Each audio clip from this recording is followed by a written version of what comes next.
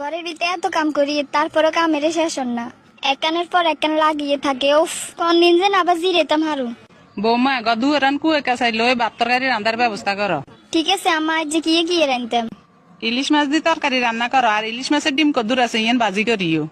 ডিম তো অল্প দূরে আছে, বাজি করলে একজনের লাই হইব। আরে সিস্টেম করে হইলে অন্য কিছু বাজির ব্যবস্থা করি। আম্মা করলা কদ্দুর বাজি করতাম নি। তোর যেন মনে চা তাইলে তুই কদ্দুর বাজি কর।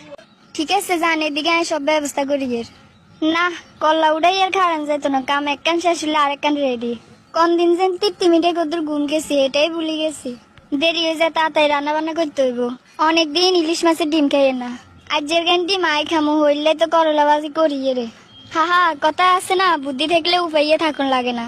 কিয়ে গো বৌমা, খানা রেডি হয়েছে নি? আম্মা বাদ বাড়ি রেখছি, আইয়েন। কি রে বৌমা, মাছের ডিম দে অল্প কদ্দুরে দে ইয়ের। আম্মা অল্প দূরে আসছিল, ইয়ে নাই বাজি করে গেলেছি। এক কাম কর, তুই আরে মাছের ডিমান দে, তুই করলা বাজি দিবাত খা। বুড়ো হয়ে গেছি বা তোমার ককাল, আমরা মরি গেলে হিয়ার আর তো ব্যাজ্ঞান তো বই। হায় রে, আর এত বড় আশার ভিত্তে বাসি বাজে দিছে।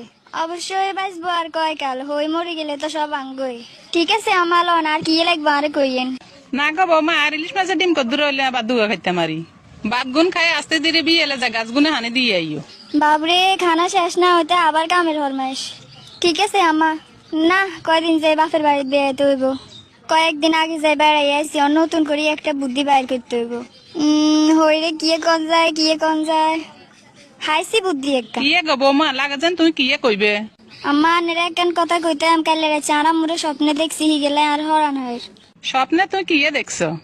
দেখছি অনেক লম্বা ঘটনা, হুড়ে আর বেগেন মনে নাই। আনে যদি অনুমতি দেন তাহলে আমাকে কুদু চাই যেতাম, কয়েকখান দিন এখানে থাই যেতাম। স্বপ্নে যেন মারে দেখিয়ে লাইছো তো, দুপুরে খানা দানার হরে দি যাই তুমি বিয়ে এলে তোর মারে চাই আইও। বাপের বাইরে যাইলে তুই 4-5 দিনের বেশি থাইও না, চলিয়ে আইও। ঠিক আছে আম্মা, যাকে এবার বাপের বাড়ি যায় কোন দিন থাকুম, একে 30 মিনিটে ঘুম যামু।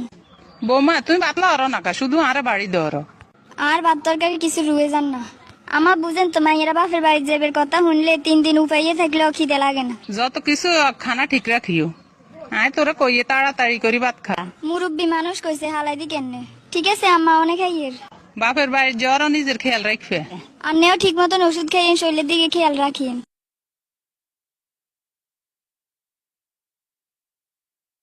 বাপের বাড়ির যে শুরুতে একটা না 48 ঘন্টার একটা ঘুম দিমু। গুনগুনারেন কিয়া কইবেন জোরে কোন। আনেরে কিতাম কইর আর কথা আই কইয়ের।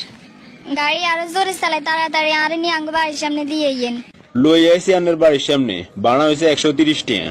130 টাকা নো, আনেরে 150 টাকা দিয়ে, কারণ বাপের বাড়িতে আইসি তো, ওনার মন বালা আছে। কি রে মা, তুই আসে তুই ঘরে থেকে আয়।